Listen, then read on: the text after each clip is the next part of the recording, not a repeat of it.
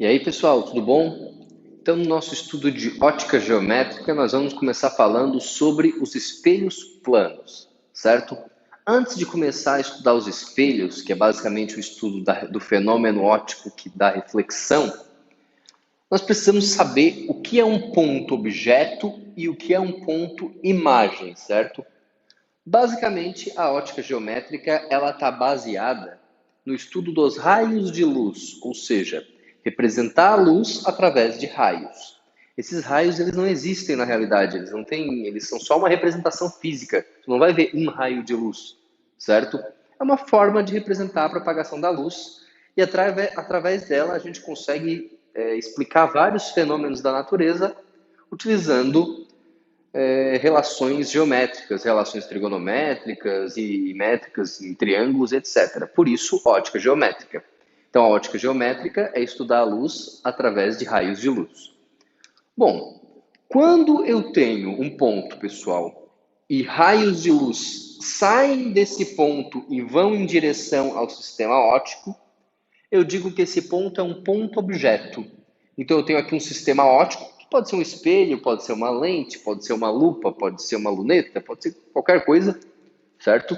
Eu tenho um sistema óptico. Se eu tenho um ponto e os raios de luz saem desse ponto em direção ao sistema óptico, este é um ponto objeto. Agora, se os raios de luz saem do sistema óptico e vão em direção a esse ponto, eu digo que ele é um ponto imagem. Bem simples, né? Se eu paro na frente de um espelho, alguns raios de luz que vão sair da lâmpada aqui vão bater em mim e vão sair de mim em direção ao espelho. Eu sou o objeto.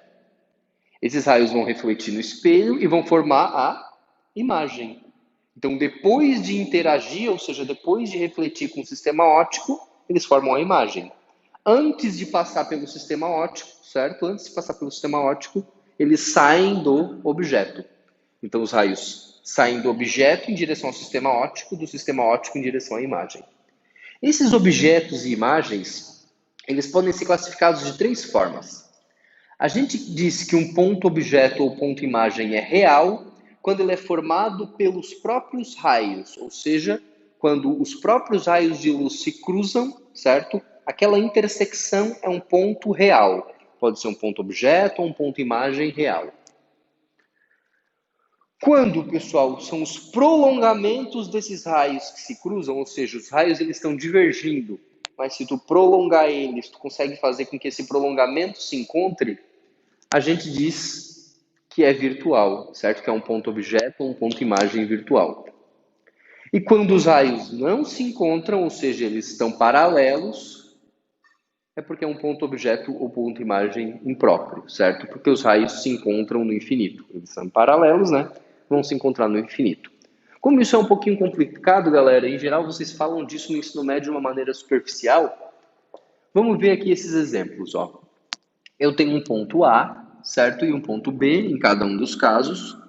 E eu vou classificar se o ponto A e o ponto B são ponto objeto ou ponto imagem, real, virtual ou impróprio.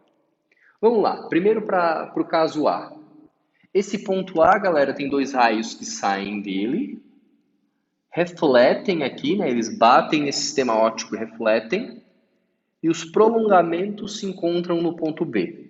Primeiro, olhando para o ponto A, os raios saem dele. Então, os raios se cruzam a partir dele e vão para o sistema óptico. Vai do A para o sistema óptico. Então, o A é um ponto objeto, certo? É o próprio raio, não é o prolongamento. Então, é um ponto objeto real. Agora, esse raio refletiu e depois de refletir, ou seja, depois de interagir com o sistema óptico, ele formou o ponto B.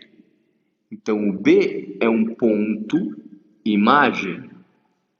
Só que não é o raio que está se cruzando, é o prolongamento desses raios. É um ponto imagem virtual, porque se forma pelo prolongamento. Na letra B,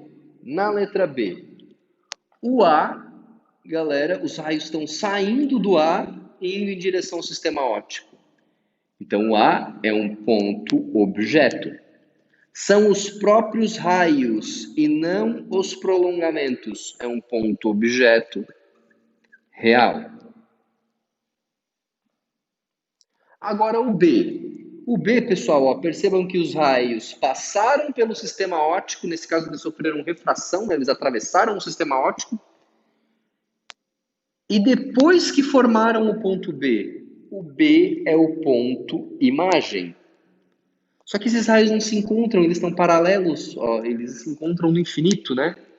Então, se está se formando no infinito, é um ponto imagem impróprio, certo? E agora na C, aquela mais complicadinha, aquela de colocar na prova. Olha só o que acontece na C. Esses dois raios, pessoal, eles vão em direção ao sistema óptico. Eles refletem, só que o prolongamento deles se encontra. O A não está se formando pelo encontro dos raios que estão indo para o sistema óptico. Então, o A é um ponto objeto. Mas os raios estão refletindo. O que está se encontrando, galera, é o prolongamento dos raios que chegaram, que atingiram o sistema óptico. É um ponto objeto virtual. Certo? E o B? Bom, os raios bateram no espelho e se encontraram. Então aqui é um ponto imagem, porque esses raios aqui são os raios que já passaram pelo sistema óptico. Só que são os próprios raios, não são? Não é o não é o prolongamento desses raios. Se é o próprio raio, é um ponto imagem real. Muito louco, né, galera? Então, ponto objeto virtual, ponto imagem real, ponto imagem impróprio, ponto objeto real, ponto imagem virtual, certo? Sempre seguindo isso aqui. Se vai daquele ponto até o sistema óptico, é objeto. Se sai do sistema óptico, vai para o ponto, é imagem. Quando é o próprio raio, é real. Prolongamento é virtual. Se sai paralelo, é impróprio. Não tem segredo. Bom, agora que a gente já tem essa noção básica da ótica geométrica, a gente pode propriamente falar das características do espelho plano. Posso adiantar para vocês que isso aqui era um espelho plano. Isso também era um espelho plano. Quando nós representamos um espelho plano, a gente coloca esses risquinhos na parte que seria espelhado, atrás do espelho, né? Então, seria tu aqui, aqui seria atrás do espelho, certo? Então, na parte contrária à parte espelhada. O que vai acontecer, pessoal? Basicamente, vamos tratar os objetos aqui como sendo objetos reais, tá? Então, o objeto vai ser real. O que vai acontecer? Os raios vão bater no espelho, vão refletir, e esses raios que refletiram vão formar uma imagem. Então, a imagem de um espelho plano, ela é sempre virtual, partindo do princípio que o meu objeto é real, tá? João, e se não for? Bom, se não for, vocês viram isso aqui agora. O objeto real formou imagem virtual. O objeto virtual formou imagem real. Na verdade, quando a gente fala de um espelho plano, o certo é dizer assim, ó, o objeto e a imagem têm sempre natureza diferente, ou seja, sempre no espelho plano, o objeto real forma imagem virtual, o objeto virtual forma imagem real. Objeto real, imagem virtual, objeto virtual, imagem real. Então, beleza. Estou partindo do pressuposto que o objeto é real, que é a grande maioria dos casos, então a imagem vai ser virtual, certo? Percebam, galera, que a imagem, ela, por ser um espelho plano, ela apresenta uma simetria. Olha só que louco. Se eu pegar a distância aqui do espelho, ó, é a mesma, certo? Então é uma imagem virtual e é uma imagem simétrica.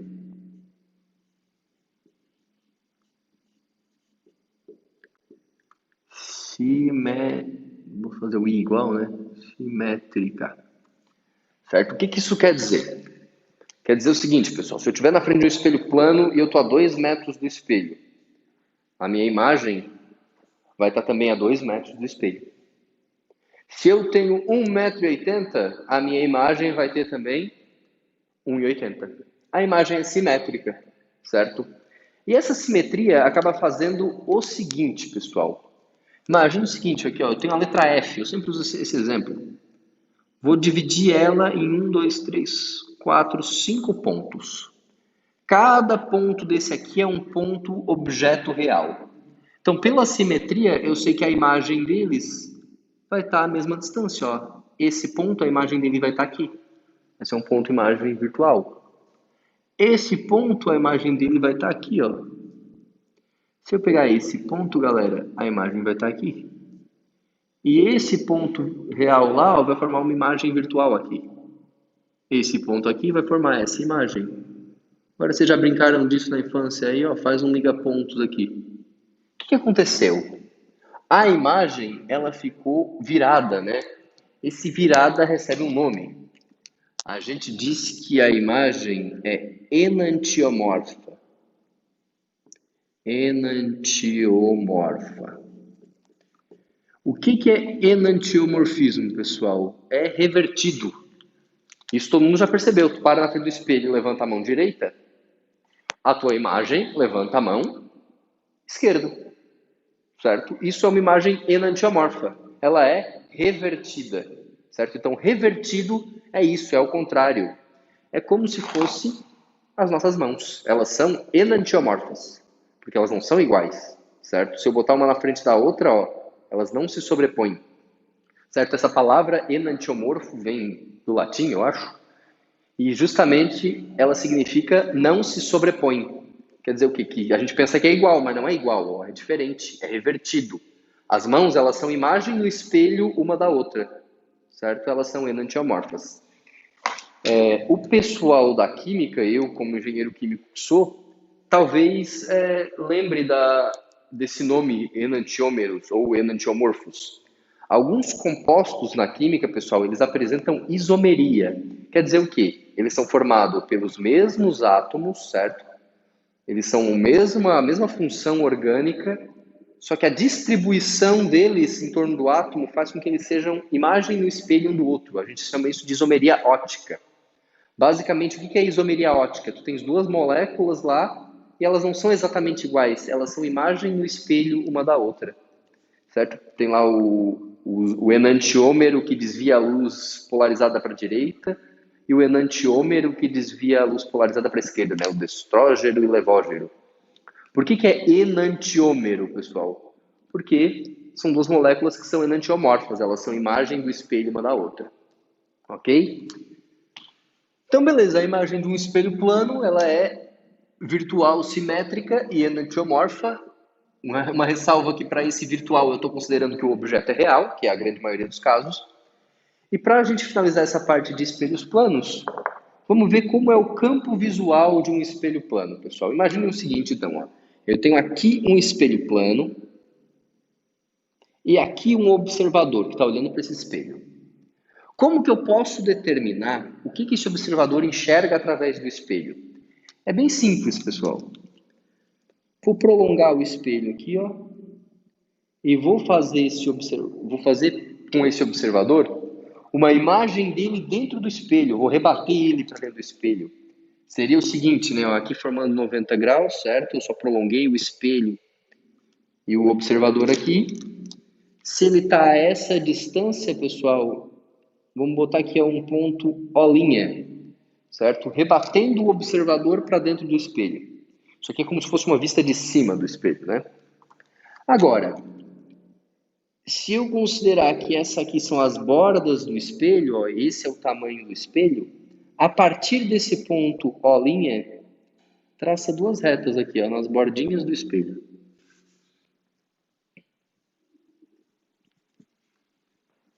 O que ficar entre essas duas retas é o que ele vai enxergar. É o campo visual. Certo? O que faz bastante sentido, né? Imagina que o quadro é um espelho. Se eu estou aqui olhando para o quadro assim, ó, provavelmente eu vou enxergar o que está lá, né? Então ele está aqui olhando para esse espelho, ele enxerga através do espelho o que está para lá, certo? Basicamente, O raio que vinha aqui, ó, bate aqui e vai para ele. O raio que vem aqui, bate aqui e vai para ele. Todos os raios que tiverem esses dois vão bater no espelho e vão chegar no observador, certo? Agora, se tiver aqui, ó, esse raio bate aqui e vai para lá. Ups, não tem como um raio que sai daqui, ó, chegar no observador. Ou um raio que sai daqui, bater no espelho e chegar no observador. Então, isso aqui é o campo visual desse observador aqui. Tem várias questões, galera, lá no Halliday que tu precisa fazer isso aqui. Beleza? Então, essa foi a nossa primeira parte de ótica geométrica, que é a parte de espelhos planos.